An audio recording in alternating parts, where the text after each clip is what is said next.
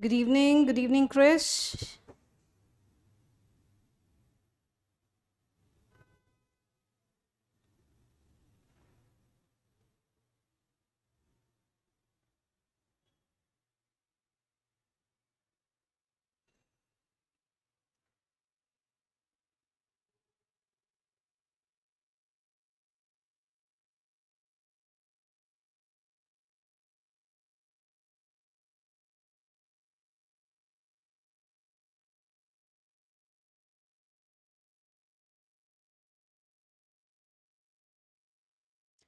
Hi, Rohit. Hello.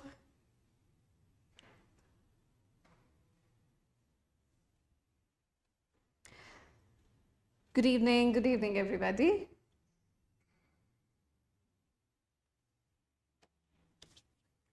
So, good evening, everyone. Welcome to an academy, and I'm your educator Priyanka, and we'll be beginning with some of chemistry. चलिए कुछ बात करते हैं. Last class में हमने आपका most awaited topic शुरू कर दिया था, the mole concept. All right, let's just एक बार क्विकली रिव्यू कर लेते हैं.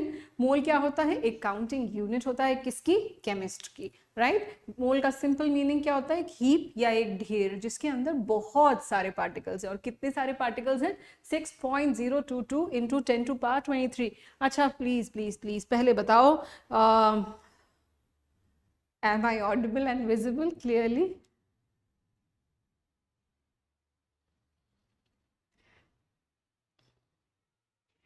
दिखाई और सुनाई पड़ रहे हैं हम? जल्दी बताइए. Hello Seema's gardening. अपना नाम बताओ. सीमा तो तुम्हारा नाम नहीं होगा definitely. Hi Prateek. Thank you Krish. Thank you so much. Thank you Rohit. हाँ जी बिल्कुल. श्रेयांश, क्लास 10th के बोर्ड रिजल्ट्स आ गए. हाय पीहू. चलिए, थैंक यू पीहू. बढ़ते हैं आगे. All set. हाँ, ईएलपी लगा लिया रोहित? ईएलपी सॉल्व कर ली? Very good. ईएलपी के कोई डाउट्स हैं तो आप बताते जाएं. और दूसरी चीज़, हाँ, आज मोल कॉन्सेप्ट की आई विल शेयर. आज नहीं तो कल, by tomorrow I will be sharing the DPP for mole concept. इससे पहले जो लॉज ऑफ केमिकल कॉम्बिनेशन है उनकी डीपीपी शेयर करी थी. राइट. जितना पढ़ा दिया उस पर एक डीपीपी शेयर करी थी.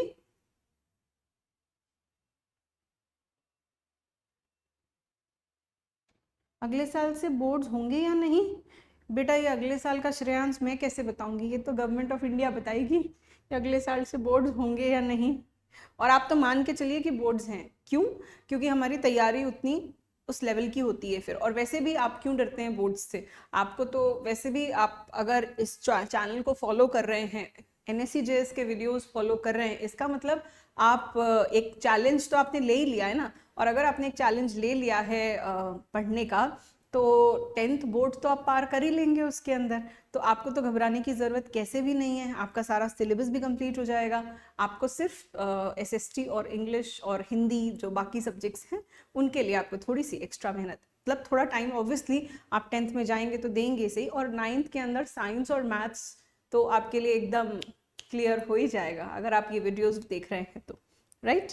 तो आप बिल्कुल श्रेयांश, बिल्कुल तैयारी के साथ आप बोर्ड्स हो या ना हो उसकी चिंता को निकाल के आप सिर्फ अपना बेस्ट करिए. और आप अभी कर रहे हैं, बहुत अच्छा कर रहे हैं. ठीक है. क्वेश्चन नंबर 6 में डाउट है. चलिए हम पहले, किसी ने मुझसे चैट पे कुछ डाउट्स पूछे थे. बिफोर आई फॉरगेट दोज, वो मैं ले लूँ. कुछ टॉपिक्स थे डाउट्स के. बिफोर आई फॉरगेट दोज,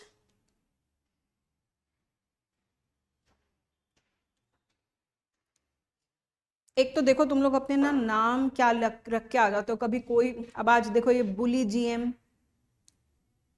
नाम बताओ, अपना नाम बताओ. मैं बात कैसे करूं तुमसे? तुम्हें पता है ना मेरा नाम प्रियंका भार्गव. ठीक है. तुम मुझे कुछ भी तो नहीं कहोगे ना. मैं तुम्हें ऐसे नाम से कैसे बुलाऊं? तुम बताओ. बुली GM, अपना नाम लिखो पहले. Then I will talk to you. आपके पढ़ाए हुए टॉपिक्स की प्रैक्टिस कहाँ से करूँ? तो जहाँ पे आपको ये टॉपिक्स मिले, क्लास 11th की कोई भी रेफरेंस बुक उठा लीजिए, आपको ये सारे टॉपिक्स वहाँ मिल जाएंगे, क्योंकि मैंने आपको बताया मैं एनसीईआरटी ही यूज़ कर रही हूँ। तो एनसीईआरटी को अलाइन करती हुई कोई भी बुक ले लीजिए जो आपके पास अवेलेबल हो, आपके बड़े भाई की, दोस्त की, कोई पुरानी बुक रखी हो क्लास 11th की, उसके अंदर ये सारे टॉपिक्स आपको मिल जाएंगे। प्रणव, वेरी गुड, कितना अच्छा नाम है तुम्हारा। तो अब प्रणव, ओके, यस प्रणव। तो Pranav, I hope I have answered your question, ठीक है। तो अब आप 11th की कोई भी रेफरेंस बुक लेकर के उसके अंदर से ये सारे टॉपिक्स के क्वेश्चंस कर सकते हैं, एक्स्ट्रा क्वेश्चंस, ठीक है। मतलब ये तो शायद अंडरस्टूड था, क्योंकि मैं क्लास 11th की एनसीईआरटी ही उठाई थी।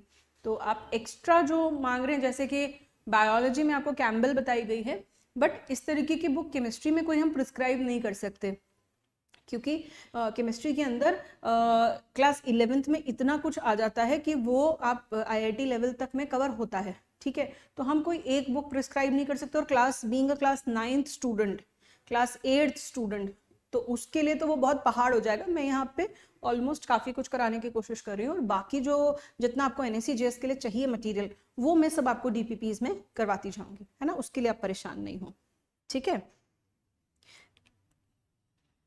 और क्या होता है, जब अगर मैं आपको कोई बुक ऐसे सजेस्ट कर दूँ तो आप भटक जाएंगे। एनएससी जेएस में मुझे कहाँ तक आपको रोकना है, टॉपिक्स तो 11th-12th में बहुत सारे दिए, लेकिन मुझे एनएससी जेएस के लिए कहाँ रोकना है आपको, जहाँ स्टॉप करके आपका टाइम यूटिलाइज करना है, वो फिर आप अपने आप पढ़ने लग जाएंगे, तो आप भटक जाएंगे और आप एक टॉपिक के पीछे पड़ जाएंगे और बाकी टॉपिक्स रह जाएंगे। या जो सबसे ज़्यादा वेटेज का टॉपिक है, आपको लगेगा हाँ ये तो मैंने कर लिया, तो उसकी डिटेल कितनी डेप्थ तक उस टॉपिक को ले जाना है, जैसे कौन सा चैप्टर है जो बहुत ज़्यादा डेप्थ में जाना चाहिए, वो आपका रह जाएगा, आपको नहीं पता अभी फिलहाल, ठीक है। ले सकते हो, अभी अभी इनिशियली नहीं प्रतीक, प्रतीक अभी इनिशियली नहीं, अभी पहले इसको कर लो टॉपिक। आई विल सजेस्ट, जब रिक्वायर्ड होगी मैं आपको बिल्कुल सजेस्ट कर दूंगी कि आप कौन सी बुक से करें, ठीक है। अभी नहीं Prateek, later you can, on later stages, एक बार सिलेबस कंप्लीट हो जाए उसके बाद ये आप बुक पिक कर सकते हैं। ऑल राइट, चलिए मोल कॉन्सेप्ट एक बार फटाफट हम रिवाइज कर लें। और उसके अलावा किसी का डाउट था क्या, मैं लिख के लाई हूँ, क्या क्रिस्टलाइजेशन का, किसका डाउट था, क्रिस्टलाइजेशन का किसी ने डाउट पूछा था मुझसे चार्ट पे। तो पहले एक बार क्रिस्टलाइजेशन देख लेते हैं और उसके बाद फिर हम मोल कॉन्सेप्ट्स को शुरू करेंगे।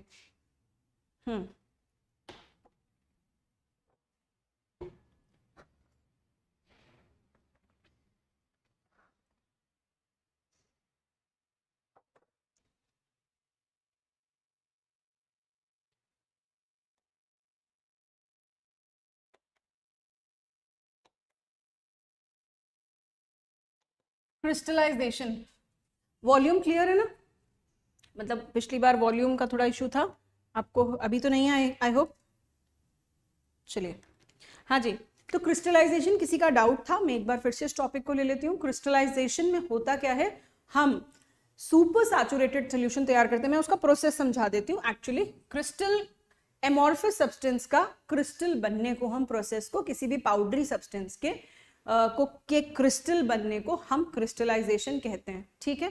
पाउडरी सब्सटेंस के क्रिस्टल में कन्वर्ट होने को, उस प्रोसेस को हम क्रिस्टलाइजेशन कहते हैं, करेक्ट ना। प्रोसीजर क्या होता है, प्रोसीजर ये है कि आपने एक बीकर लिया, उसके अंदर पानी भरा, उस पानी को हीट करना शुरू किया और इसके अंदर डाला सल्यूट। मान लीजिए मैं ये सल्यूट यहाँ पे ले रही हूँ कॉपर सल्फेट, ठीक है। ये जो सल्यूट है ये एनहाइड्रस यानी कि without water, anhydrous without water, ठीक है। विदाउट वाटर व्हाइट कलर का पाउडर है जो मैंने इसके अंदर डाला, किसके अंदर, पानी के अंदर। जैसे मैंने इसे पानी के अंदर डाला, ये जो वाटर है ये ब्लू कलर का हो गया, ठीक है। Now this turns blue, now this is hydrated या एक्वस कहेंगे यहाँ पे, हाइड्रेटेड नहीं, एक्वस, ये बन गया है एक्वस कॉपर सल्फेट, ठीक है। और इसका कलर होता है ब्लू। अब आप इसको हीट करना शुरू करते हैं। हीट करते हैं कितना, कॉन्सेंट्रेटेड सोल्यूशन बनाते हैं इसका, कॉन्सेंट्रेटेड सोल्यूशन, यानी कि हम उसे कह देते हैं super saturated solution. Super saturated solution क्या होता है, आप उसके अंदर सल्यूट डिसॉल्व करते चले जाते हैं तब तक till the time it can take up no more solute. ठीक, आप जब टेम्परेचर बढ़ाते हैं तो सॉल्युबिलिटी बढ़ जाती है, तो आप यहाँ टेम्परेचर बढ़ाते चले जाते हैं और उसके बाद आप उसके अंदर और सल्यूट डिसॉल्व करते चले जाते हैं। 100 ग्राम पानी में कितना सल्यूट डिसॉल्व हो रहा है, ये उस सब्सटेंस की सॉल्युबिलिटी है at 25 degree Celsius at a particular temperature. अब आप टेम्परेचर बढ़ाते हैं तो सॉल्युबिलिटी बढ़ जाती है। सॉल्युबिलिटी बढ़ा करके आप क्या करते हैं, 100 ग्राम पानी में ही बहुत सारा सल्यूट डिसॉल्व कर लेते हैं। उसके बाद आप उसको हीट करते चले जाते हैं, उसमें से सॉल्वेंट उड़ता चला जाता है पानी। ठीक है, तो हमको एक कॉन्सेंट्रेटेड या सुपर सैचुरेटेड सोल्यूशन मिल जाता है। अब इसके बाद आप क्या करते हैं, सुपर सैचुरेटेड जो सोल्यूशन हमको मिल रहा है इस बीकर में, इसके ऊपर हम एक सपोर्ट की तरह हम यहाँ पे एक यू कैन से एक सपोर्ट पे हम यहाँ पे एक थ्रेड हैंग कर देते हैं और ये जो यहाँ सुपर सैचुरेटेड सोल्यूशन अब बचा है इसके अंदर, इस थ्रेड के ऊपर इसका डिपोजिशन होना शुरू हो जाता है। ठीक है, और यहाँ पे बन जाते हैं क्रिस्टल्स। राइट, जब इसको आप बाहर निकालेंगे तो आपको सुंदर सा क्रिस्टल मिलेगा। So this is the procedure of crystallisation. ठीक है, अब यहाँ पे इसके एडवांटेजेस क्या हैं, इसके एडवांटेजेस ये हैं, इवेपोरेशन से भी तो हम सल्यूट अलग कर सकते थे, लेकिन अगर हम इवेपोरेशन से सल्यूट अलग करते तो वहां पे प्योर सैंपल नहीं मिलता हमको। क्यों? क्योंकि इवेपोरेट कौन होता, सॉल्वेंट होता, और अगर प्योर सैंपल के अंदर कोई इंप्योरिटी है तो वो उसके अंदर ही पड़ी रह जाती, तो इससे आपको प्योर सैंपल मिल जाता है। दूसरी चीज यहाँ पे अगर हम इवेपोरेट करते हैं तो कुछ सब्सटेंसेस ऐसे होते हैं जिनका डिकम्पोजिशन हो सकता है, वो यहाँ नहीं होता है। ठीक है, तो इवेपोरेशन का प्रोसीजर हम इसलिए फॉलो नहीं करते हैं, certain substances can decompose. I hope आपको ये क्लियर हो गया होगा जिसका भी ये डाउट था।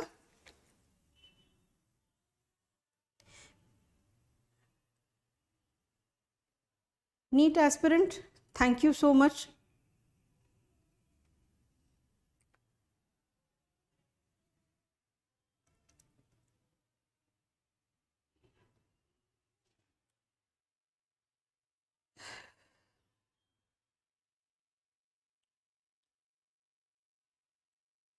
चलिए अब चलते हैं वापस मोल कॉन्सेप्ट पे, एक क्विक रिव्यू लेकर के वापस आगे बढ़ते हैं। Alright, mole concept, it is the counting unit of chemist. 1 मोल के अंदर कितने पार्टिकल्स होते हैं, 6.022 इंटू 10⁻23 पार्टिकल्स होते हैं, और इस नंबर को हम कहते हैं एवोगाड्रोस कांस्टेंट। ये पार्टिकल्स कौन कौन से हो सकते हैं, एटम्स भी हो सकते हैं, मॉलिक्यूल्स भी हो सकते हैं, किसी आयनिक कंपाउंड की फॉर्मूला यूनिट भी हो सकती है, इलेक्ट्रॉन भी हो सकता है, प्रोटॉन भी हो सकता है, और न्यूट्रॉन भी हो सकता है, कुछ भी हो सकता है, किसी भी टाइप का पार्टिकल हो सकता है। तो हमने इन जनरल उसे पार्टिकल कह दिया है। आपसे क्वेश्चन में जो पूछा जाए इनमें से कुछ भी पूछा जा सकता है। ठीक है, इनमें से किसी पे भी बेस्ड हो सकता है क्वेश्चन। अब एवोगाड्रोस कांस्टेंट क्या था, number of carbon 12 atom in exactly 12 grams of carbon. 12 gram carbon के अंदर कितने कार्बन एटम्स हैं, यही एवोगाड्रोस नंबर है। 12 ग्राम कार्बन का मास, एक एटम का मास हमको पता था, mass of 1 carbon atom into Avogadro's constant would give you 12 grams। एक कार्बन एटम का मास जो कि हमने कहां से, मास स्पेक्ट्रोमीटर से निकाल के कैलकुलेट कर रखा है, कितना होता है 1.992 इंटू 10⁻⁻23 को हमने 12 को हमने इस नंबर से डिवाइड किया तो हमको मिल गए नंबर ऑफ पार्टिकल्स। राइट, तो अब Avogadro's number is 12 by this much number, mass of 1 carbon atom, और वो हमको एवोगाड्रोस नंबर मिला। अगर हम इसी को दोबारा देखें, 1 AMU में हमने क्या किया था, यही सेम चीज करी थी और इसका रिवर्स था बस। सो हम यहां से हमको एक रिलेशन मिल गया, 1 AMU is equal to 1/Na। आगे बढ़ते हैं, फिर हमने बात करी थी मोलर मास की, मास of 1 mole of any substance, यानी कि 6.022 इंटू 10⁻23 पार्टिकल्स किसी भी सब्सटेंस के, 6.022 इंटू 10⁻23 पार्टिकल्स के एटम्स का मास कितना है, मोलर मास। पर इसको हम जब ग्राम्स में एक्सप्रेस करते हैं तो हम इसे ग्राम एटॉमिक मास या ग्राम मॉलिक्यूलर मास भी कहते हैं, और इसी वजह से हम 1 मोल को ग्राम एटम भी कहते हैं, 1 मोल एटम को ग्राम एटम भी कहते हैं, और 1 मोल किसी भी मॉलिक्यूल के सब्सटेंस को ग्राम मोल्स भी कहते हैं। ठीक है, 1 mole of molecule is known as gram molecule, 1 mole of atom is known as gram atom. All right, mole जो है वो एसआई यूनिट है। एसआई यूनिट है किसकी? अमाउंट ऑफ सब्सटेंस मेजर करने की। अमाउंट ऑफ सब्सटेंस, कितना सब्सटेंस है उसको मेजर करने की एक एसआई यूनिट है। Then mole in terms of mass, mass का हमने क्या रिलेशन निकाला था? मास के लिए हम फॉर्मूला कौन सा यूज करते हैं? मास को यूज करके मोल्स कैलकुलेट करने के लिए हम कौन सा फॉर्मूला यूज करते हैं? गिवन मास, सब्सटेंस का जो भी मास दिया हो क्वेश्चन में या आपको कैलकुलेट करना हो, and divided by molar mass. And N से हम क्या रिप्रेजेंट करते हैं? नंबर ऑफ मोल्स रिप्रेजेंट करते हैं यहाँ पे, और गिवन मास को हम स्मॉल m से रिप्रेजेंट करते हैं, और मोलर मास को हम कैपिटल M से रिप्रेजेंट करते हैं। कुछ कह रहे हैं? बिल्कुल बिल्कुल, मिलते रहेंगे, डोंट वरी रोहित, क्वेश्चंस मिलेंगे, डोंट वरी। एक सब्सटैंशियल अमाउंट ऑफ चीजें चली जाएं आपके पास। गेमिंग जोन मैंने ऑलरेडी बात करी हुई है। गुड इवनिंग सक्षम। नाइट्रो गेमिंग, आपका नाम क्या है?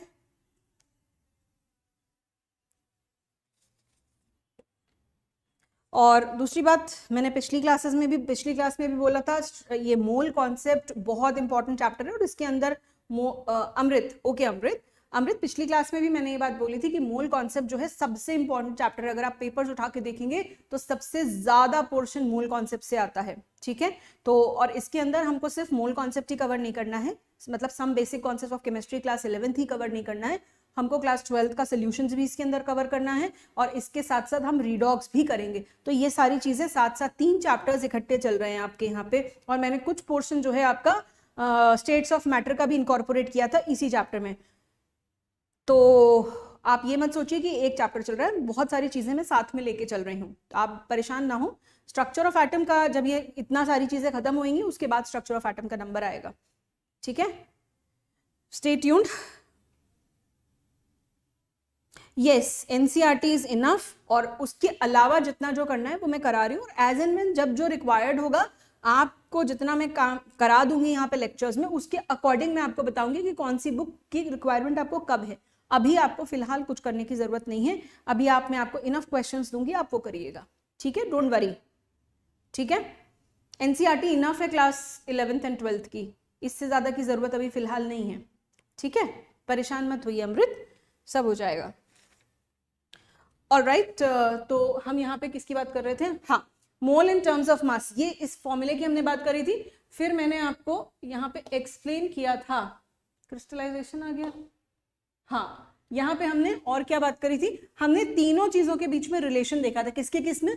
मोल, ग्राम एटॉमिक मास और एवोगाड्रोस नंबर ऑफ पार्टिकल्स। अभी ये दोनों बातें हमने यहाँ पिछले पेज पे करी थी। मैंने आपको ये एक्सप्लेन किया था कि 1 मोल सब्सटेंस का मास कितना होगा? उस सब्सटेंस के ग्राम एटॉमिक मास के बराबर, और उसके अंदर कितने पार्टिकल्स होंगे?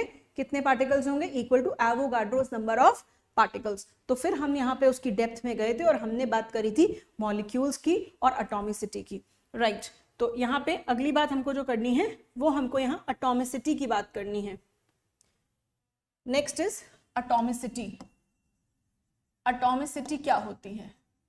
चलिए पहले मास को कंप्लीट कर लेते हैं, फिर आते हैं हम एटॉमिसिटी पे।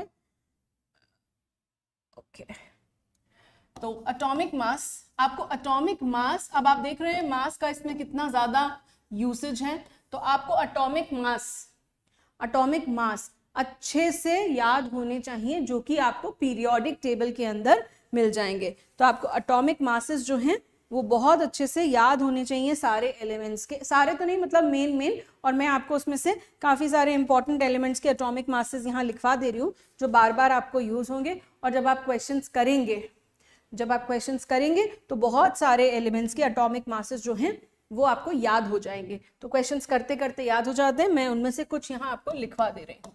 हाइड्रोजन का जैसे 1 होता है, हीलियम का 4 होता है, lithium 7, beryllium 9, boron 11, carbon 12, nitrogen 14, right?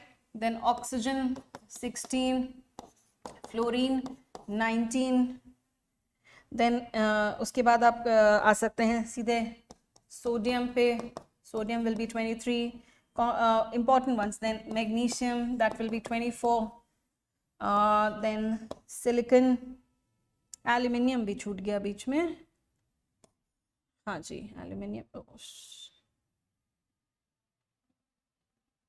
aluminium is 27, then comes silicon,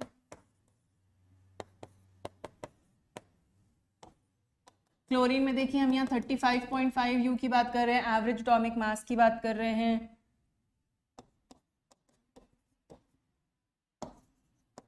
calcium that would be 40। Then हम किसकी बात कर सकते हैं, हम यहाँ क्रोमियम यूज़ करते हैं बहुत ज़्यादा 52, मैंगनीज यूज़ करते हैं दैट इज़ 55, आयरन यूज़ करते हैं 56। देन हम क्या यूज़ कर सकते हैं, और यस कॉपर यूज़ करते हैं 63.5। देन हम जिंक बहुत ज़्यादा यूज़ करते हैं दैट इज़ 65। देन हम ब्रोमीन यूज़ करते हैं 80। सिल्वर हो गया इमरजेंसी नंबर 108। देन आयोडीन आप बहुत यूज़ करते हैं दैट्स 127 एंड लेड बस 207। ठीक है, चलिए ये सारे कॉपी डाउन कर लीजिए और ये याद कर लीजिएगा। ठीक है, इनको जल्दी से कॉपी डाउन करिए, स्क्रीनशॉट लीजिए, कॉपी करिए, जो भी करना है।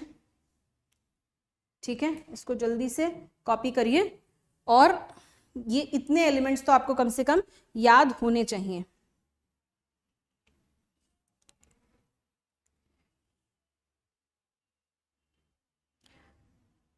रोहित अभी हम पहले पढ़ लें, फिर हम सारी बातचीत करेंगे। ठीक है, ये बातों में टाइम निकल जाता है। ठीक है, थोड़ा सा पढ़ लें, राइट, फिर हम बात करते हैं सारी। और अभी तो आप क्लास 8th में हो कि 9th में हो बेटा? आप क्लास 8th में हो कि 9th में हो?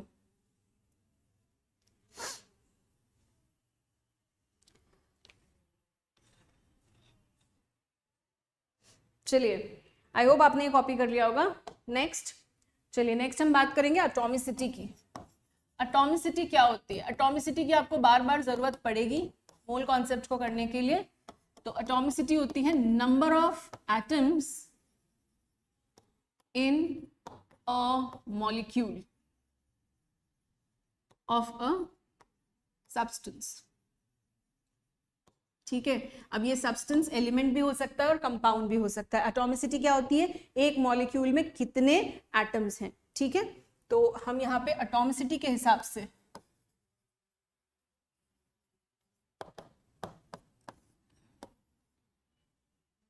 एलिमेंट्स की भी बात कर लेते हैं और यहाँ कंपाउंड्स की भी बात कर लेते हैं। राइट, तो चलिए इसके हिसाब से, हाँ, या तो मोनो एटॉमिक हो सकता है सब्सटेंस, या डाई एटॉमिक हो सकता है, या फिर ट्राई एटॉमिक हो सकता है, टेट्रा एटॉमिक हो सकता है, या फिर पॉली एटॉमिक हो सकता है। ठीक है, पहले इन टर्म्स को हम समझ लें। मोनो एटॉमिक क्या होता है बेटा? मोनो मीन्स वन, एटॉमिक आपको समझ में आ रहा है कि एक एटम है। डाई यानी कि 2 और यहाँ 2 एटम्स हैं। ट्राई यानी कि 3 एटम्स हैं। टेट्रा यानी कि 4 एटम्स हैं। और पॉली एटॉमिक यानी कि 4 से ज्यादा एटम्स हैं। ठीक है, तो इनके एग्जाम्पल्स की तरफ हम चलते हैं। मोनोएटॉमिक एलिमेंट, ऐसा कोई एलिमेंट बताइए जिसका एक एटम एग्जिस्ट कर सकता हो फ्रीली नेचर में, जैसे कि हीलियम, ठीक है, गोल्ड। ऑलराइट, ये 2 एग्जाम्पल्स मैंने दे दिए, ऐसे आप और एग्जाम्पल्स लिख सकते हैं। कंपाउंड का बताइए। चलिए आपकी तरफ एक सवाल, एग्जाम्पल बताइए जल्दी से, जल्दी से एग्जाम्पल बताइए। किसका? कंपाउंड का, मोनोएटॉमिक कंपाउंड का। जल्दी बताइए, let me see, can you think of it? Monoatomic compound का एग्जाम्पल बताइए। Let me see how much you can think of, जल्दी बताइए। मोनोएटॉमिक कंपाउंड का example.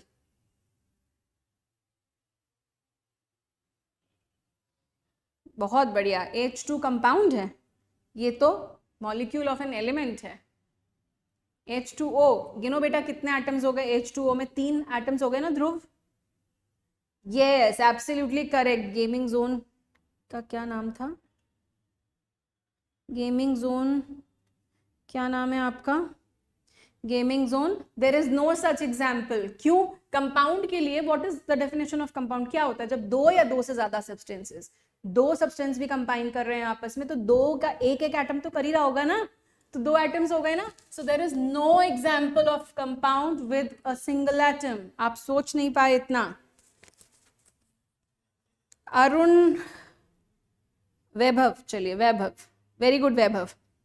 Rohit, O2 is a diatomic molecule. चलिए, बिल्कुल सही। वैसे तो कोई एग्जिस्ट ही नहीं कर सकता, कोई कंपाउंड है ही नहीं। बिल्कुल सही रोहित। चलिए, diatomic molecule O2, H2, right, N2, Cl2 etcetera, जिनके दो एटम्स मिलके एक मॉलिक्यूल बनाए। एलिमेंट का एग्जाम्पल है, राइट, डायटोमिक मॉलिक्यूल एलिमेंट का। ऑक्सीजन हो गया, हाइड्रोजन हो गया, नाइट्रोजन हो गया, क्लोरीन हो गया, और भी हो गए, राइट। देन कंपाउंड की अगर हम बात करें तो दो एटम्स वाला कंपाउंड, जैसे कि HCl हो गया, ठीक है, नाइट्रिक ऑक्साइड हो गया, ऐसे आप और एग्जाम्पल्स यहाँ लिख सकते हैं, ठीक है, जिसके अंदर सिर्फ दो ही एटम्स हो, NaCl हो गया, etcetera, right. Then triatomic molecule हो गया ओजोन, O3, तीन एटम्स हैं एक मॉलिक्यूल में, और ये एलिमेंट का मॉलिक्यूल है। This is a molecule of an element, यानी कि सारे एटम्स एक जैसे हैं, ठीक है, सारे एटम्स एक ही एलिमेंट के हैं। सो ये होमो एटॉमिक है सब, right. This is an example of homo atomic molecule also.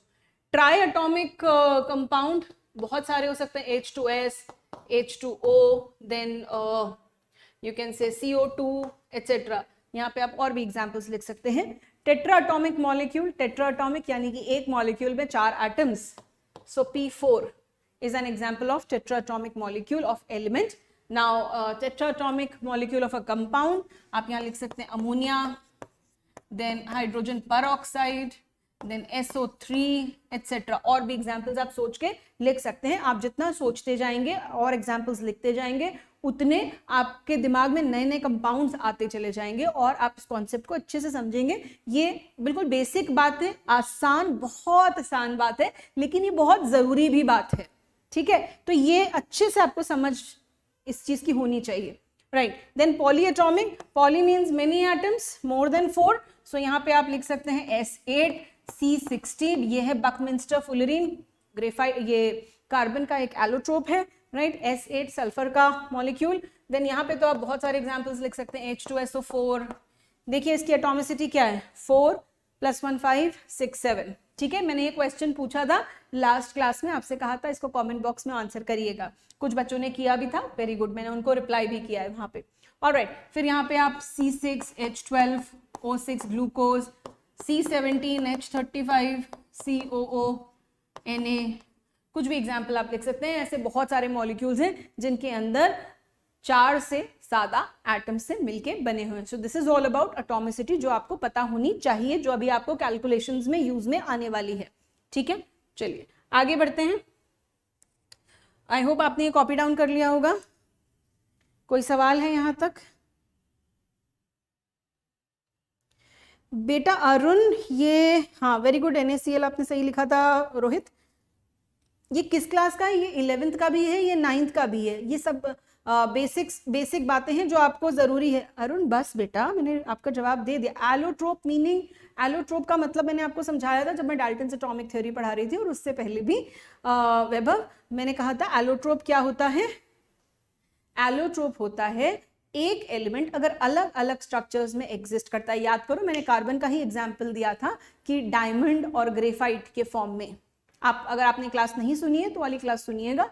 Carbon, diamond और ग्रेफाइट दोनों के फॉर्म में एग्जिस्ट करता है, और दोनों की ही फिजिकल प्रॉपर्टीज अलग अलग होती हैं बिकॉज उनका स्ट्रक्चर अलग है। सो ऐसे सब्सटेंसेस, ऐसे स्ट्रक्चर्स जो अलग अलग, एक ही एलिमेंट अलग अलग स्ट्रक्चर में एग्जिस्ट करे, तो उन स्ट्रक्चर्स को एलोट्रोप्स कहते हैं, और इस फिनोमिनन को एलोट्रोपी कहते हैं।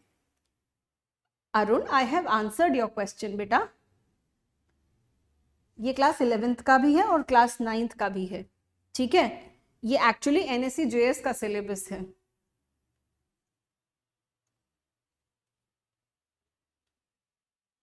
Okay, so next we are going to proceed to, हाँ अब मेरा आपसे सवाल एटॉमिक मास से रिलेटेड, चलिए मैंने आपको यहाँ पे मासेस लिखवाए, ठीक है। मैंने आपसे कहा कि ऑक्सीजन का मास होता है, एटॉमिक मास है 16 ग्राम्स। तो एटॉमिक मास से आप क्या समझते हैं, यहाँ पे एक कॉन्सेप्ट, मैंने आपसे एक क्वेश्चन पूछा था, अगर मैं एटॉमिक मास की बात कर रही हूँ, ठीक है, और मैं आपसे कह रही हूँ कि ऑक्सीजन का एटॉमिक मास, एक एटम का मास है, ऑक्सीजन के एक एटम का मास है 16 AMU, और वहीं पर मैं आपसे कह रही हूं कि ऑक्सीजन का ग्राम एटॉमिक मास है, ग्राम एटॉमिक मास है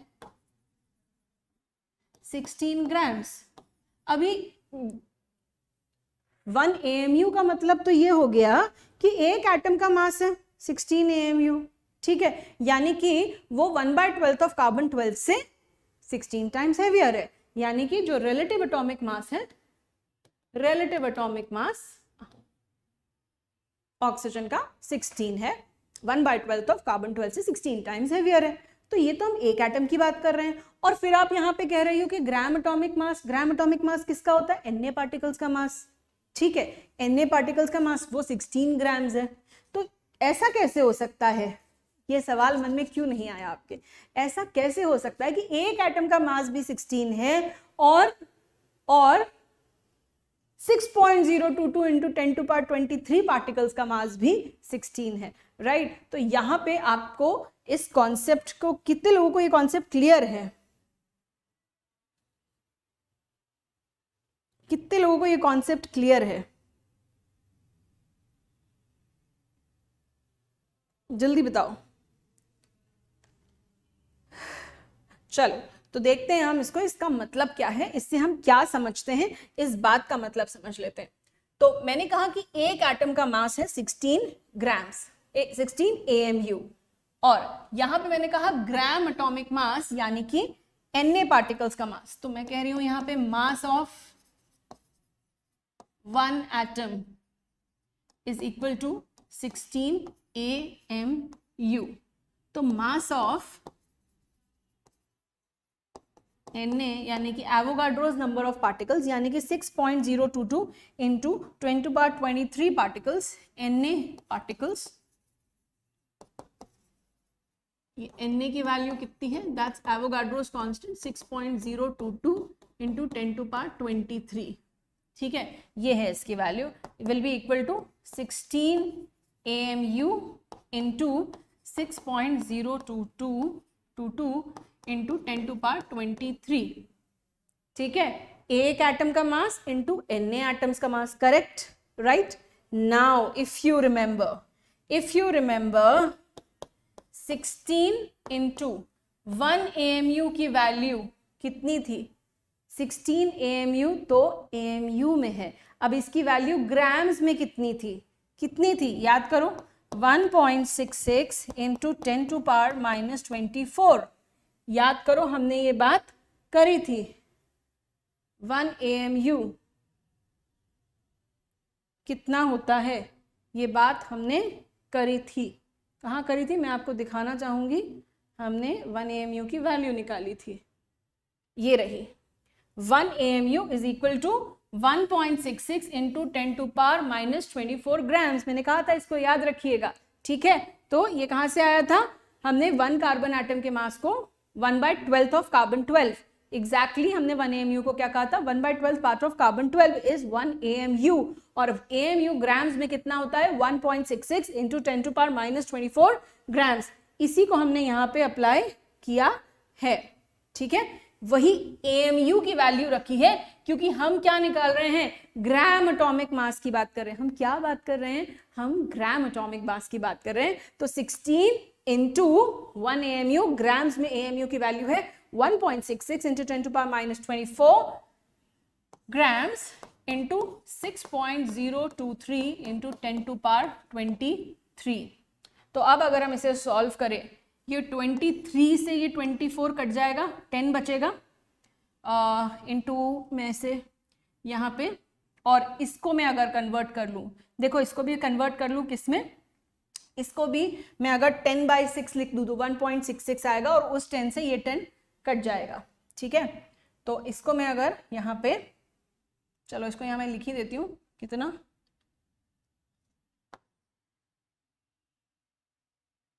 एक 10 ये यहाँ बच गया, -1, ठीक है। ऑलराइट, तो यहाँ पे 16 इंटू इसको मैं 10/6 लिख दूँ, इंटू 10⁻⁻1 इंटू, इसको भी मैं राउंड ऑफ करके मैं अगर इसको 6 लिख दूँ, 6 इंटू 6 और इंटू 10⁻23 तो कट ही चुका है, ठीक है। राइट, तो अब आपको क्या दिख रहा है, इस 6 से ये 6 कटा, ये 10 से 10⁻⁻1 कटा, आपको क्या मिलता है, यहाँ पे ये ग्राम्स था, ये वाला ग्राम्स था, तो आपको क्या मिलता है यहाँ 16 ग्राम्स। तो न्यूमेरिकली ये वैल्यू सेम आ रही है, न्यूमेरिकली ये वैल्यू सेम आ रही है। इसको एक बार देखिए, 1.66 को हम 10/6 भी लिख सकते हैं, उसको 10 को 6 से डिवाइड करेंगे तो भी हमको यही मिलने वाला है, ठीक है, right.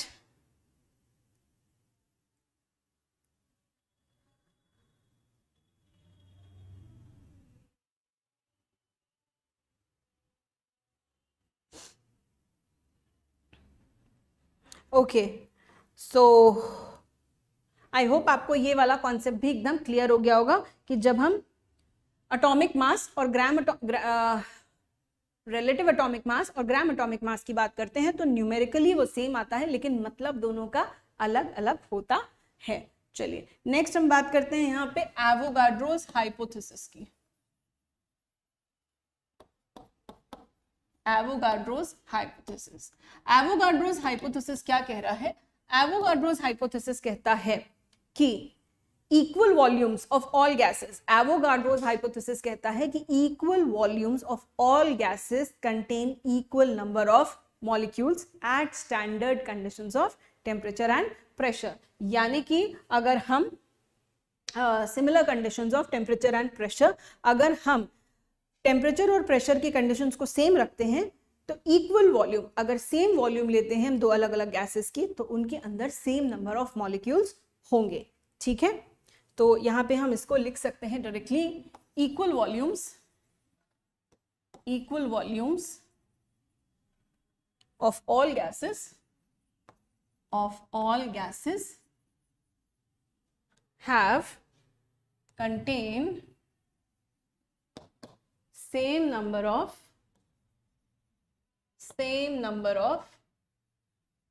particles at similar conditions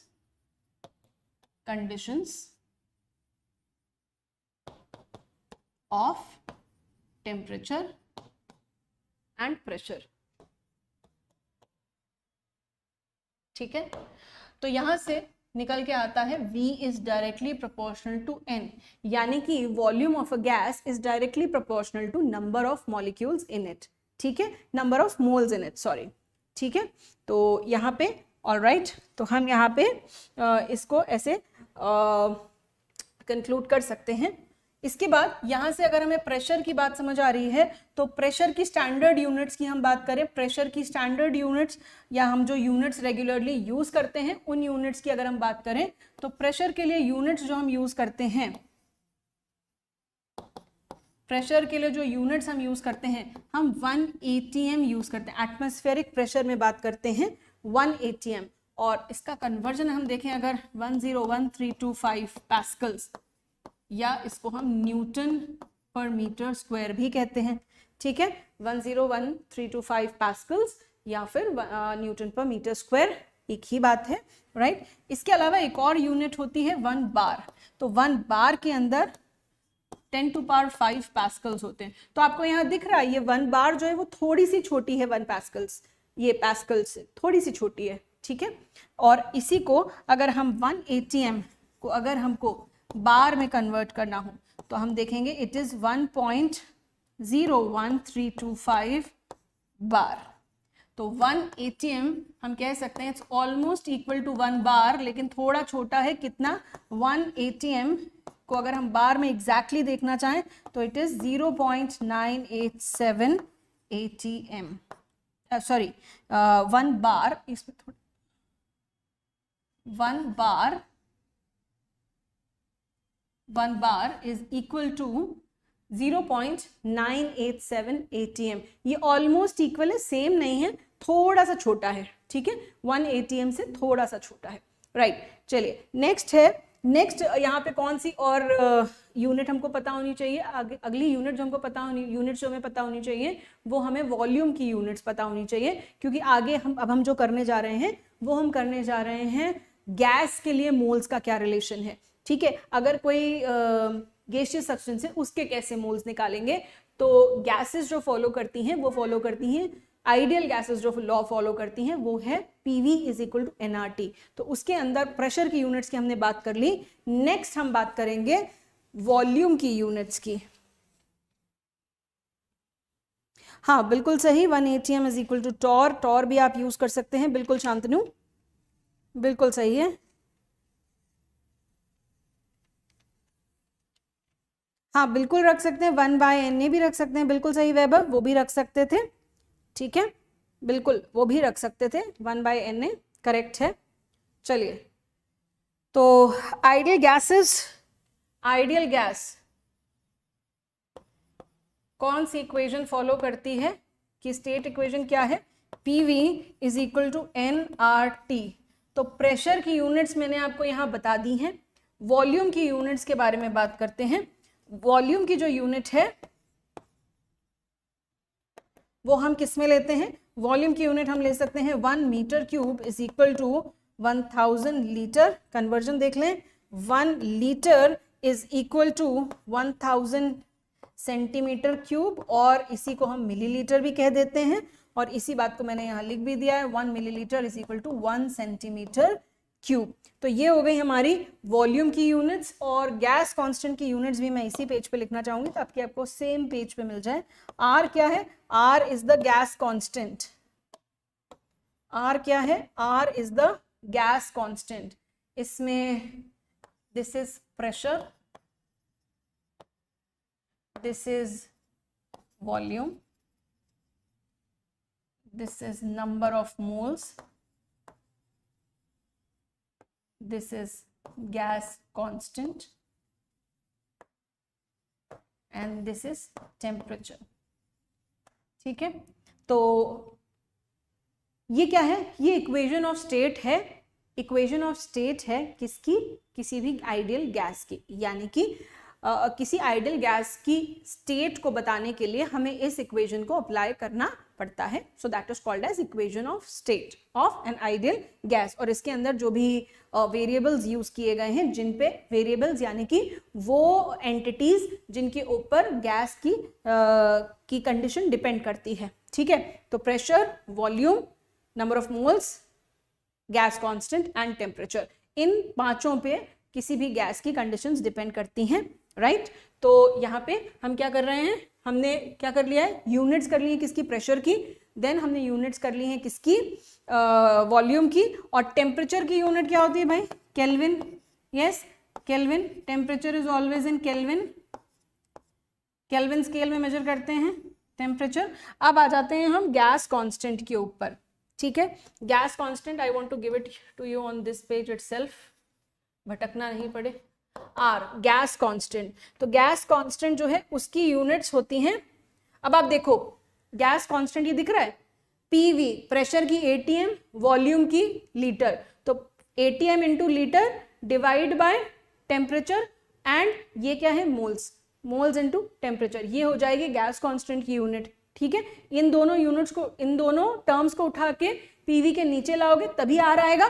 तो यहाँ पे क्या हो जाएगा, आर की यूनिट्स भी तो वैसे ही आएंगी, ATM into litre divided by moles into temperature, that's kelvin, ठीक है, मोल इंटू केल्विन। तो यहाँ पे ATM लीटर यूनिट क्या हो जाएगी, ATM इंटू लीटर, ये dot into litre divide by mole into kelvin, ठीक है। और वैल्यू क्या है गैस कांस्टेंट की, 0.0821 ATM लीटर मोल केल्विन, ठीक है।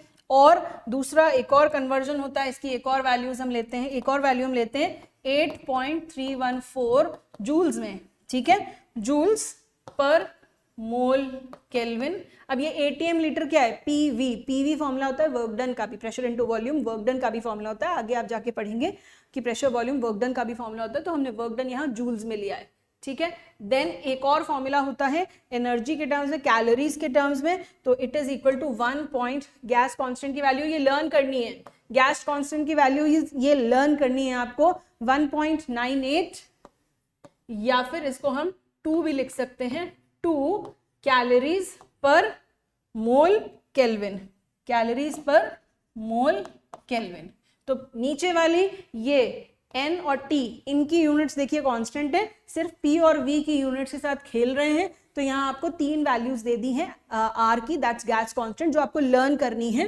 क्या, PV is equal to NRT, PV is equal to NRT, इसके अंदर हमने प्रेशर की यूनिट्स ली थी 101325 पास्कल्स या न्यूटन पर metre square, then 1 bar is equal to 10 to power 5 pascals, then 1 atm is equal to 1 point, अब इससे हम इसको डिवाइड कर दें, 10 to power 5 से डिवाइड कर दें तो इतनी बार की वैल्यू आ जाएगी 1.01 इंटू 325 बार, और 1 बार जो है वो 1 atm से थोड़ा सा ही छोटा होता है, तो अगर हम उसको कैलकुलेट करें तो 1 bar is equal to 0.987 atm, ठीक है। तो ये वैल्यूज आपको लगभग पता होनी चाहिए।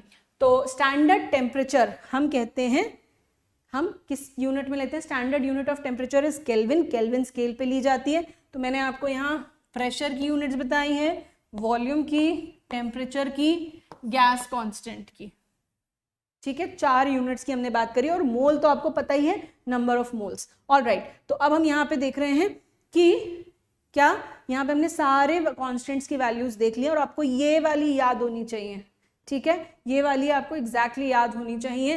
गैस कांस्टेंट आपको, दूसरी चीज क्या है, अगर क्वेश्चन में आपको यूनिट से भी कई बार चेक करना पड़ेगा कि गैस कांस्टेंट आपको किस यूनिट में लेना है, तो एटीएम लीटर पर मोल केल्विन लेना है। एटीएम में अगर प्रेशर दिया गया है तो आप ये वाली यूनिट लेंगे, अगर वहां जूल्स में वर्क डन ऐसे कुछ करके दिया गया है तो आप यहाँ पे 8.314 लेंगे, जो अभी फिलहाल कम यूज में आएगा। और कैलोरीज में अगर वैल्यू दी गई है तो आप 1.98 या फिर 2 कैलोरीज लेंगे, जब आपसे काफी सारे थोड़े से कॉम्प्लेक्स क्वेश्चन करके पूछे जाएंगे तब। लेकिन अभी फिलहाल मोल कॉन्सेप्ट के अंदर ये वाली 0.0821 यूनिट जो है आपकी बार बार काम में आने वाली है। Alright, let me have a water break. I hope आपको यहां तक चीजें क्लियर होंगी।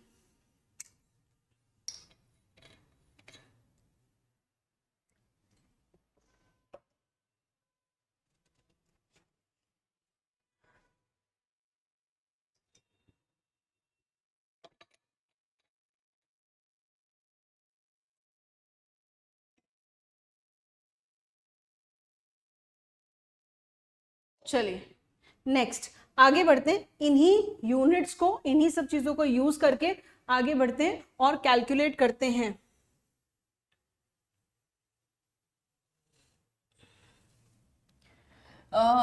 Calculate the volume of, calculate the volume of 1 mole of an ideal gas, calculate the volume of 1 mole of an ideal gas at 1 atm and 273 Kelvin, ठीक है, at 1 atm and 273 Kelvin। Now आपने पढ़ा है PV is equal to NRT, ठीक है। 1 mole gas की volume calculate करने को कही गई है at standard temperature and pressure. क्या कही गई है, ध्यान से देखिए, स्टैंडर्ड टेम्परेचर एंड प्रेशर पे आपसे 1 मोल गैस की वॉल्यूम कैलकुलेट करने को कही गई है। So we are going to apply this, PV is equal to NRT। तो प्रेशर यहाँ पे हो गया, वॉल्यूम कैलकुलेट करने को कही गई है, तो मोल्स कितने हैं, 1। प्रेशर आपको एटीएम में दिया गया है, इसलिए आप वैल्यू क्या पुट करेंगे, 0.0821 into temperature 273 kelvin, 273 upon pressure दिया गया है 1 एटीएम, इसको मल्टीप्लाई करिए और आपका आंसर आएगा 22.4 litres, 22.4 liters, and this volume of 1 mole gas at standard temperature pressure is known as molar volume, क्या कहते हैं इसको हम, molar volume at 1 atm and 273 kelvin.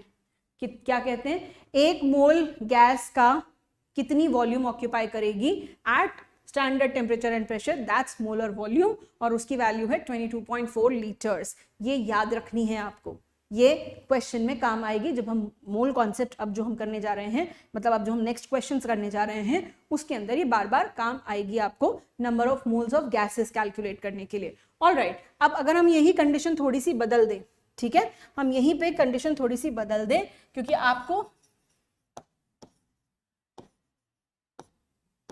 ये एक pressure temperature, calculate the volume of 1 mole of an ideal gas at 1 bar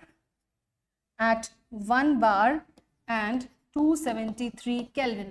जल्दी से same formula use करिए और वैल्यूज डालिए, जल्दी करिए, कैलकुलेट करिए, इसकी वॉल्यूम बताइए, जल्दी से कैलकुलेट करके इसकी वॉल्यूम बताइए।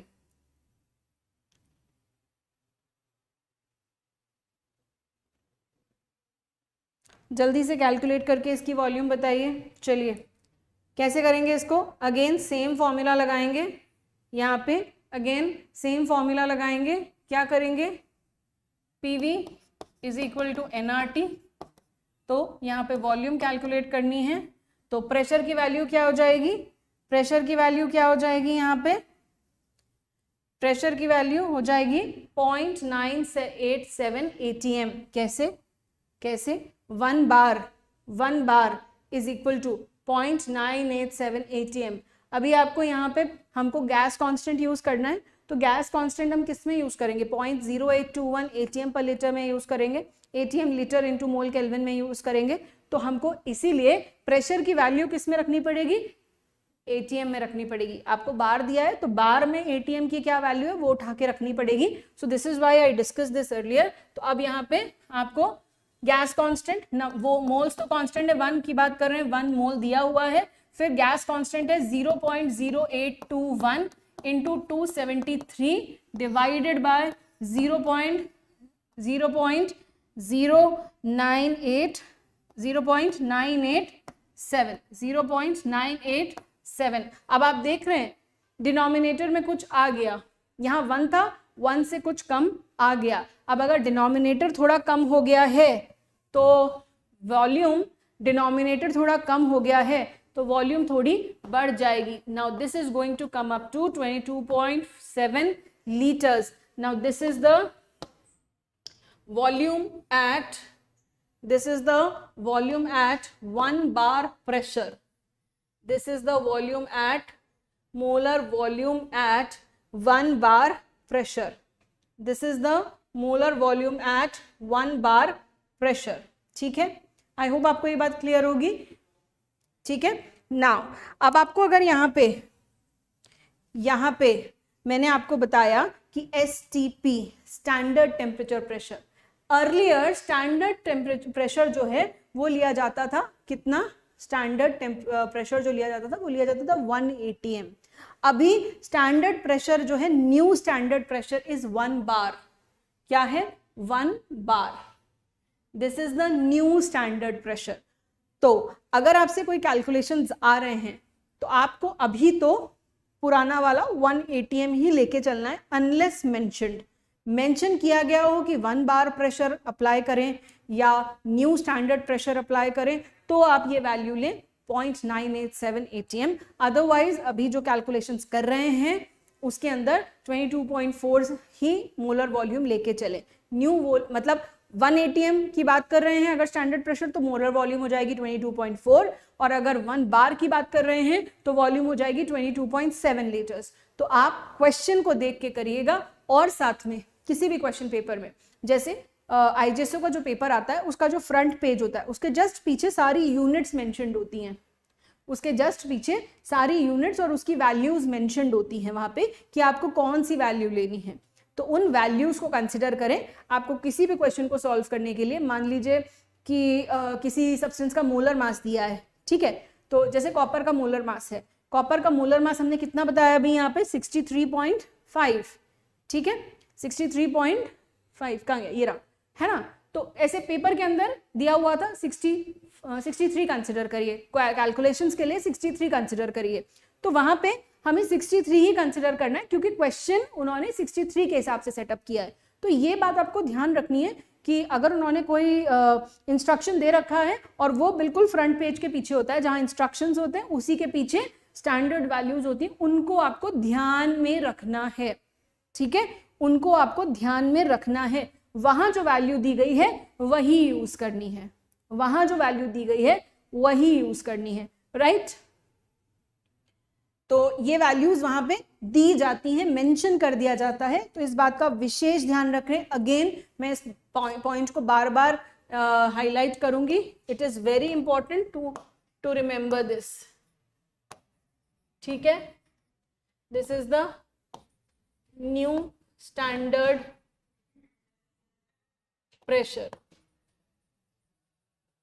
ठीक है, लेकिन यूज तब करना है जब मेंशन किया जाए। सो this is the new molar volume at 1 bar pressure, molar volume at 1 bar pressure. I hope this is clear.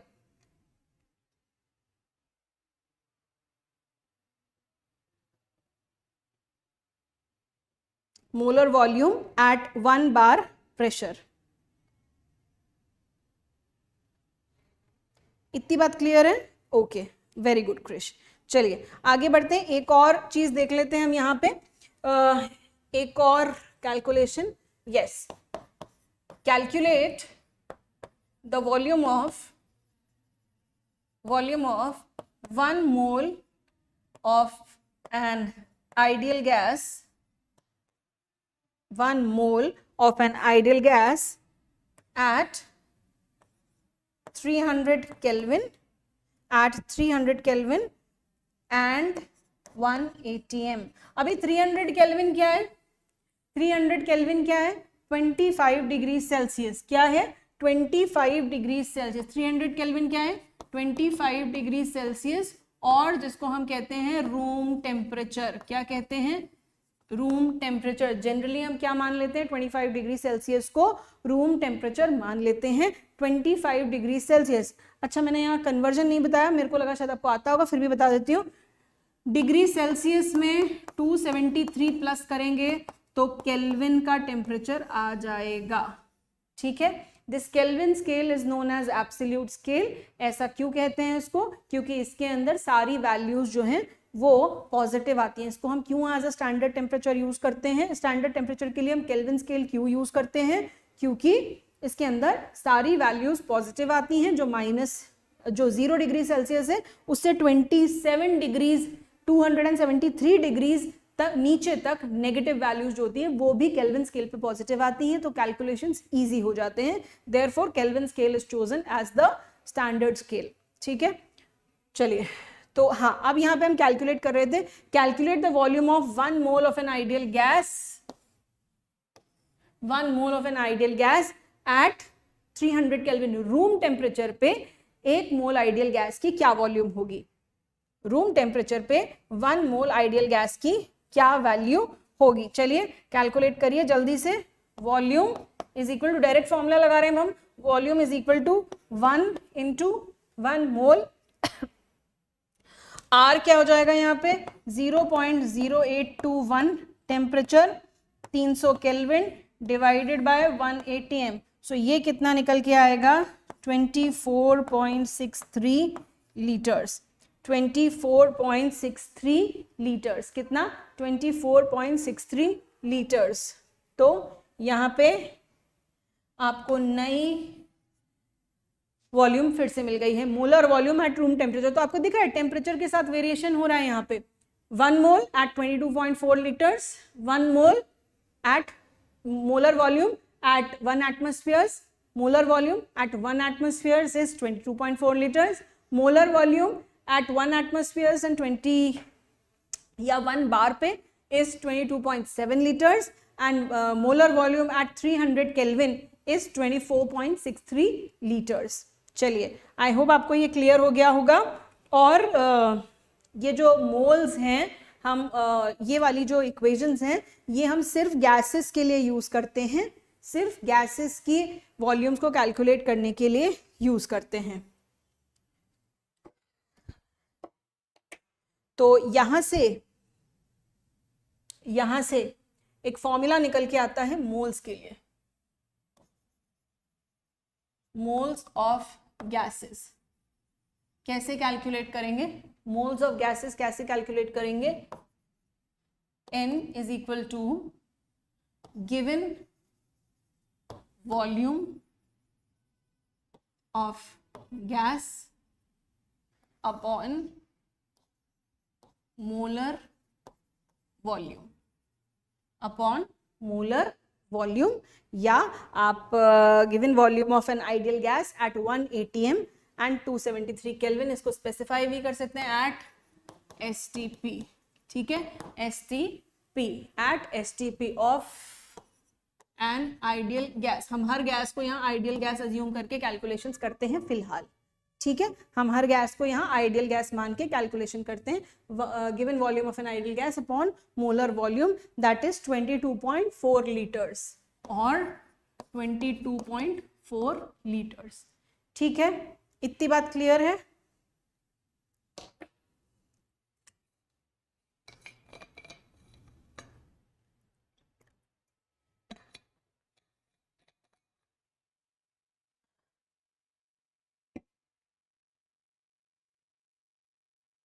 Good evening बेटा। चलिए, good Krish, the aspire, very good evening. चलिए, अब करते हैं हम कुछ क्वेश्चंस। Okay, first question. अब उठाइए पेन पेपर और लिखना चालू करिए, क्वेश्चन सॉल्व करना शुरू करिए। पहला क्वेश्चन, कैलकुलेट द, इतनी जानकारी के साथ हम आगे बढ़ सकते हैं। Calculate the number of moles in each of the following, each of the following. Okay, first one, 11 grams of carbon dioxide. Second one, 3.01 into 10 to power 22 molecules of carbon dioxide, and C part 1.12 liter of carbon dioxide at STP. चलिए, पहला question है, मैं आपको solve करने का तरीका बताती हूँ ताकि साथ साथ आप सॉल्व कर पाए। ओके, फर्स्ट पार्ट, हमने फॉर्मूला क्या पढ़ा था? हमने फॉर्मूला पढ़ा था, मोल का मास दिया हुआ है तो मास वाले रिलेशनशिप से हमको फॉर्मूला कैलकुलेट करना है। मास वाले रिलेशनशिप के लिए हमने नंबर ऑफ मोल्स क्या लिखा था? Number of moles is equal to given mass by molar mass. फिर हमने नंबर के टर्म्स में भी बात करनी है तो given number of atoms upon Avogadro's constant. फिर वॉल्यूम के टर्म्स में बात करनी है मोल्स की तो given volume upon molar volume.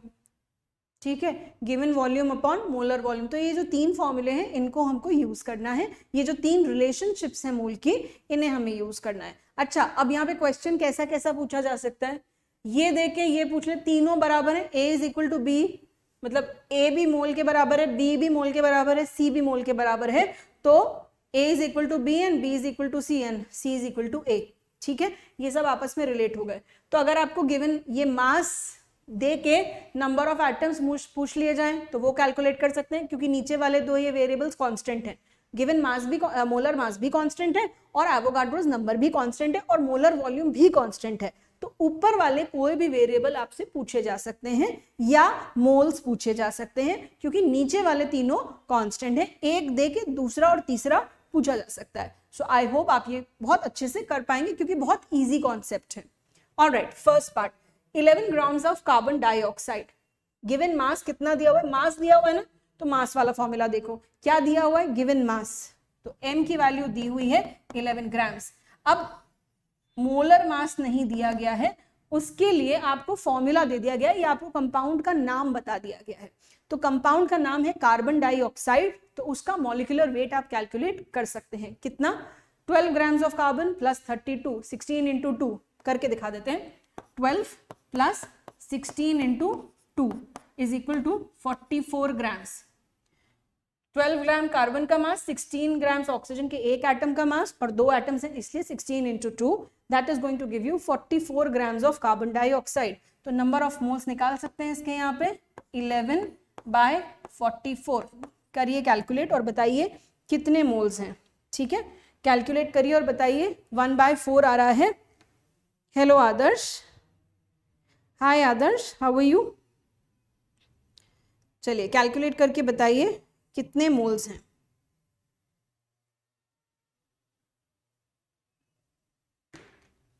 Okay, सो यहां आएगा 1/4 और 0.25 मोल्स।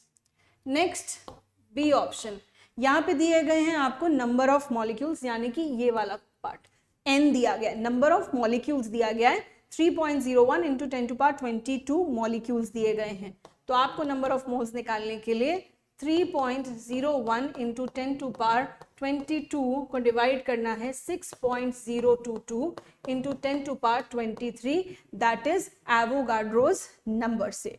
जैसे ही आप इसको डिवाइड करेंगे आपको दिखेगा कि ये 1 times and this is going 2 times, and इधर से अगर हम ये नंबर ऊपर ले जाएं तो अब आप बताइए कितने मोल्स हो गए इसके, कितने मोल्स हो गए इसके? इसके हो गए 0.05 moles. 1/2 will be 0.5 moles, 0.5 moles, and ये एक 0.5 moles into 10⁻⁻1 will give you 0.05 moles of carbon dioxide. So पहला आंसर आपका ये आ गया था, दूसरा आंसर आपका ये आ गया है। ठीक है, और थर्ड पार्ट करते हैं। Third part is this one. ठीक है, ये क्या कह रहा है? C part 1.12 litre of carbon dioxide at STP। तो नंबर ऑफ मोल्स निकालने हैं आपको।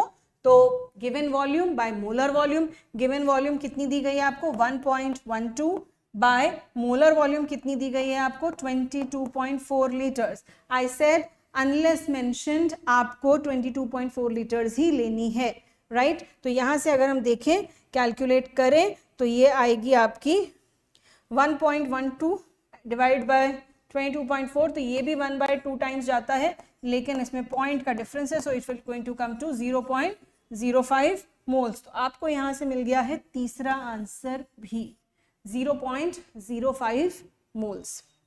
आई होप आपको ये क्वेश्चंस कैसे सॉल्व करने हैं ये एकदम क्लियरली समझ आया होगा। Yes, very good Krish, it's 0.25 moles. Very good, absolutely correct. ठीक है, तो ये तीनों के आंसर्स, तीनों पार्ट्स के आंसर्स आपको आ गए हैं। अगला देखते हैं हम और questions. Next question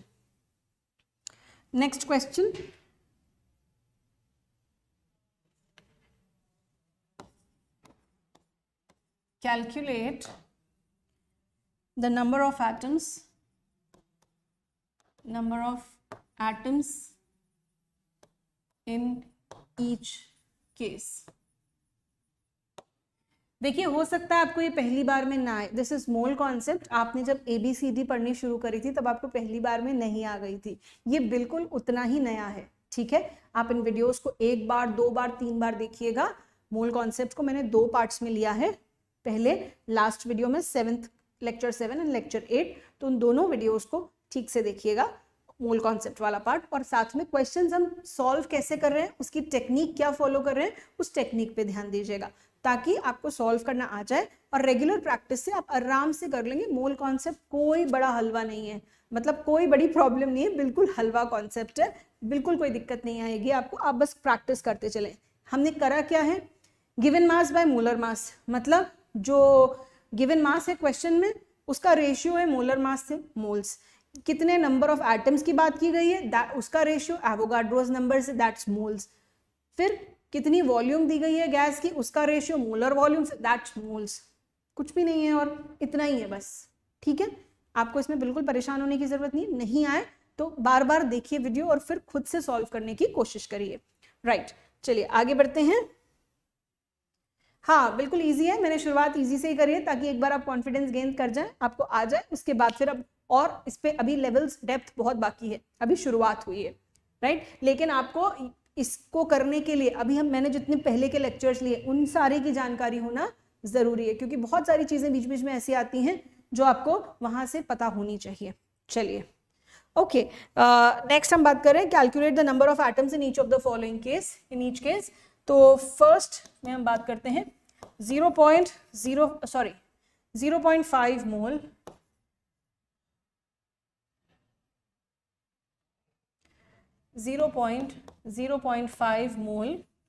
of atoms of nitrogen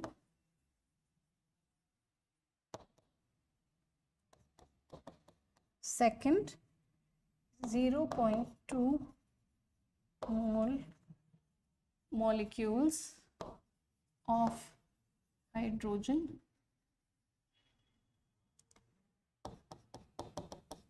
third 3.2 gram of sulfur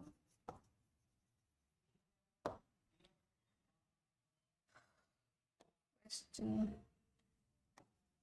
ए हो गया, क्वेश्चन 2 का बी पार्ट। ठीक है, बी का बी पार्ट कैलकुलेट। तो आप इन क्वेश्चंस को जब तक सॉल्व करिए, मैं आगे क्वेश्चन लिख देती हूँ। Number of molecules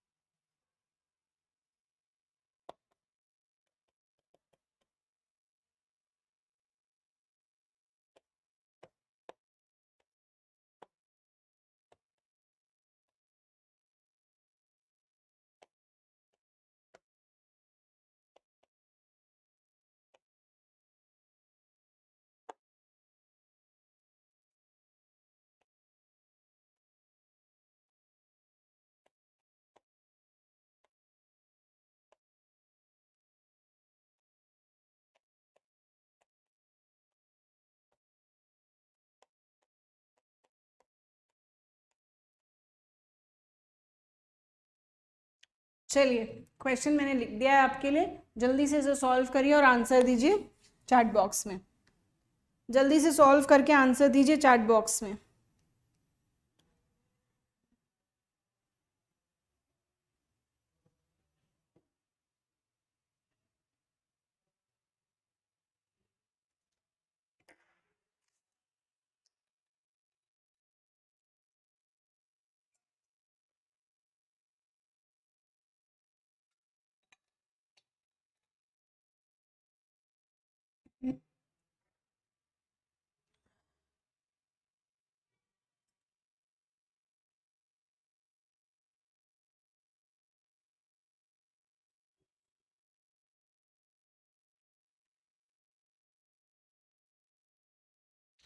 first question में क्या करेंगे,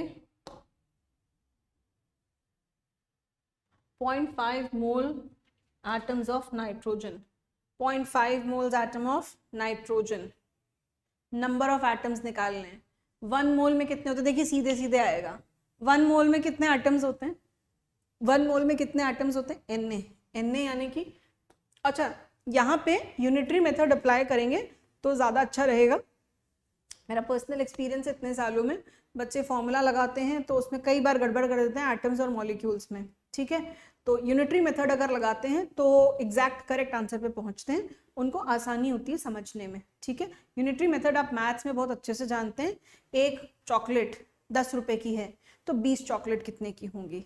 ठीक है, आ गया ना जवाब, तो वही जवाब, वही मेथड जो आपने अभी अप्लाई किया, दैट्स यूनिटरी मेथड। तो वही यहाँ पे सवाल पूछ रहा है 0.5 मोल ऑफ नाइट्रोजन एटम्स में कितने नंबर ऑफ एटम्स हैं।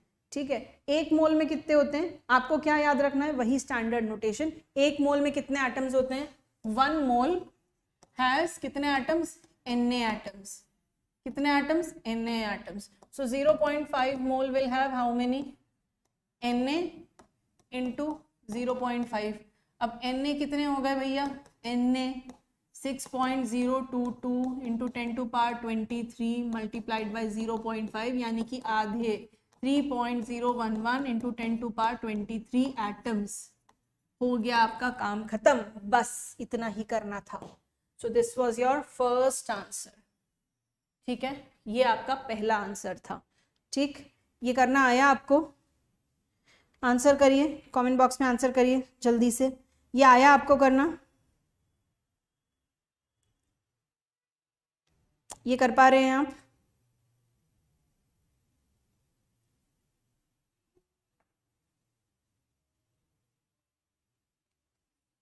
चलिए आगे बढ़ते हैं. Next question, 0.2 mole molecules of hydrogen, number of atoms find out करने हैं.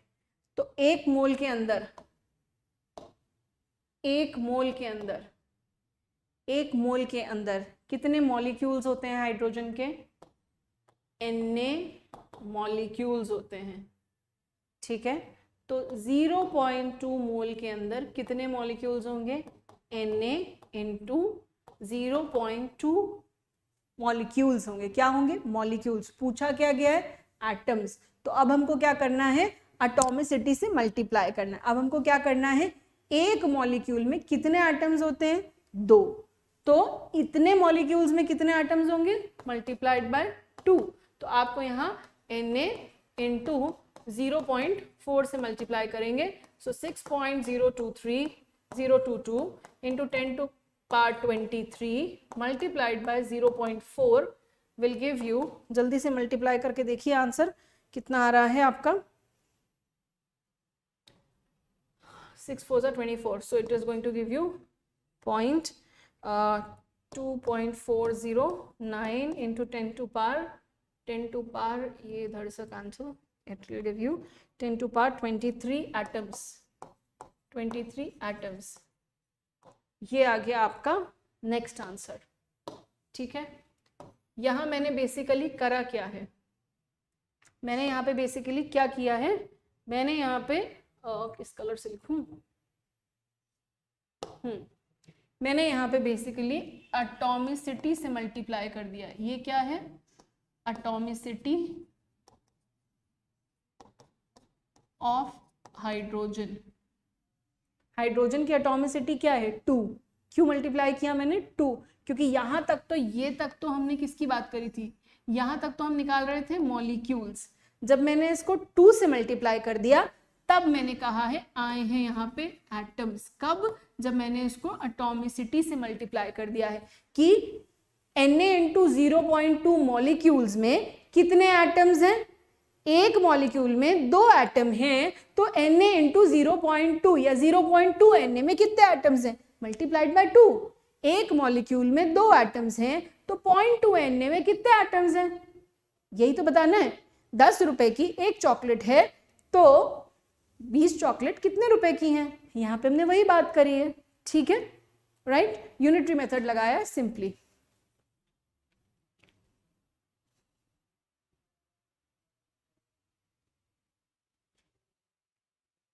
हाँ बेटा, क्लास 9th एनसीईआरटी को बिल्कुल यूज़ कर सकते हैं आप इस कॉन्सेप्ट के लिए, लेकिन सिर्फ उसके अंदर आपको सिर्फ नंबर और मास का ही रिलेशन दिया गया है. वॉल्यूम का रिलेशन आपसे क्लास 9th में नहीं बताया गया है. और इसके बाद आगे जो हम और करने वाले हैं, concentration terms, molarity and solutions, तो number of moles and solution, वो भी नहीं दिया गया है एनसीईआरटी में. क्लास 9th में नहीं है वो क्लास 11th का, वो इनफैक्ट 11th और उसके बाद फिर 12th का पार्ट है. ठीक है, तो क्लास 9th एनसीईआरटी से सिर्फ आपको नंबर ऑफ एटम्स, ये इस तरीके के क्वेश्चन मिल जाएंगे, इस तरीके का मिल जाएगा, ये मिल जाएगा, ये मिल जाएगा, ऐसा मिल जाएगा. ये नहीं मिल पाएगा, ये एनसीईआरटी में नहीं मिलेगा, क्लास 9th में नहीं मिलेगा. क्लास 9th में ये नहीं मिलेगा, ये मिल जाएगा क्लास 9th में. ठीक है, ये भी मिल जाएगा क्लास 9th में. ठीक है, इस तरीके के क्वेश्चंस, मतलब सेम क्वेश्चन नहीं, ये क्लास 9th के क्वेश्चंस नहीं है, मतलब इस तरीके के क्वेश्चंस आपको मिल जाएंगे. क्लास 11th को सपोर्ट करने वाली इरफान, ठीक है, क्लास 11th को सपोर्ट करने वाली कोई भी आप रेफरेंस बुक ले सकते हैं, क्लास 11th एनसीईआरटी को सपोर्ट करने वाली कोई भी रेफरेंस बुक ले सकते हैं, ठीक है।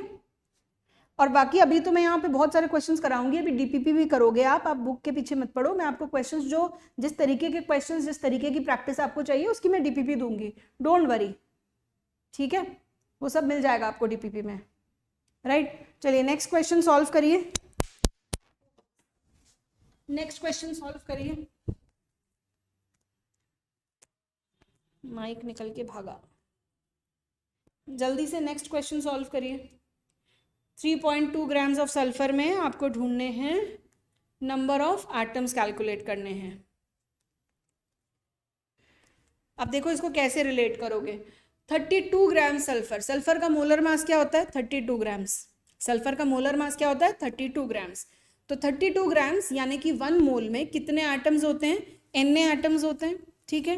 1 मोल में n एटम्स होते हैं, या हम कहें 32 ग्राम्स में n एटम्स होते हैं, ठीक है। आप क्या कहोगे यहाँ पे 32 ग्राम्स में n एटम्स होते हैं, इधर किस कलर से करें कि अलग हो, हाँ ठीक है। 32 grams of sulfur has Na atoms, ठीक है।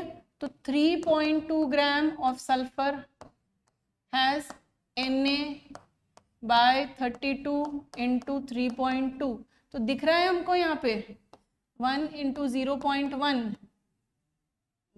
ये 1 जा ये 0.1, सो Na into 0.1 is equal to 6.022 into 10 to power 23 होता है, divide by 10 will give you 10 to power 22 atoms of sulfur, atoms of sulfur. So your third answer is this. This is your third answer. समझ आ रही है, right. देखो क्या किया हमने 32 grams of sulphur, अब ग्राम दिया था ना तो सीधे हम मास वाले कॉन्सेप्ट पे चले गए, ग्राम्स दिया था सीधे हम मास वाले कॉन्सेप्ट पे चले गए, और हमने कहा कि 1 मोल में कितने एटम्स होते हैं Na एटम्स, तो 1 मोल का मास कितना होता है, molar mass, that's 32 grams. 32 gram sulphur में कितने एटम्स हैं, Na एटम्स हैं। सो 3.2 ग्राम सल्फर में कितने एटम्स होंगे, Na by 32 into 0.1 sorry into 3.2, that will give you 0.1, right. 6.022 into 10 to power 22 atoms होंगे, राइट। अगला क्वेश्चन करिए, calculate the number of molecules. अब आपसे कह रहे हैं मॉलिक्यूल्स कैलकुलेट करने को, क्या कैलकुलेट करने को, मॉलिक्यूल्स। ध्यान से देखिएगा, यहाँ पे नंबर ऑफ एटम्स की बात की गई थी और अब आपसे मॉलिक्यूल्स कैलकुलेट करने को कह रहे हैं। बिल्कुल ध्यान से देखिएगा, यहाँ पे मॉलिक्यूल्स कैलकुलेट करने को कह रहे हैं, ठीक है। यहाँ पे मॉलिक्यूल्स कैलकुलेट करने को कह रहे हैं। तो 14 grams of nitrogen, 14 grams of nitrogen में कितने मॉलिक्यूल्स हैं, चलिए करिए इसको सॉल्व करिए। चलिए टाइम काफ़ी हो गया है, तो आप ये क्वेश्चन सॉल्व करिएगा। नेक्स्ट क्लास के अंदर अब हम क्वेश्चंस की ही प्रैक्टिस करेंगे, राइट। मोल कॉन्सेप्ट के क्वेश्चंस की प्रैक्टिस करेंगे और बहुत सारी वैरायटी के क्वेश्चंस करेंगे। मोल कॉन्सेप्ट में भी बहुत वैरायटी के क्वेश्चंस हैं, तो हम हर वैरायटी को टच करने की कोशिश करेंगे, राइट। तो हम नेक्स्ट क्लास में मिलते हैं। Thank you so much. और ये वाले क्वेश्चंस के आंसर्स आप चैट बॉक्स में लिखेंगे, कमेंट बॉक्स में डालिएगा आंसर, ठीक है। Thank you so much, see you again, bye bye.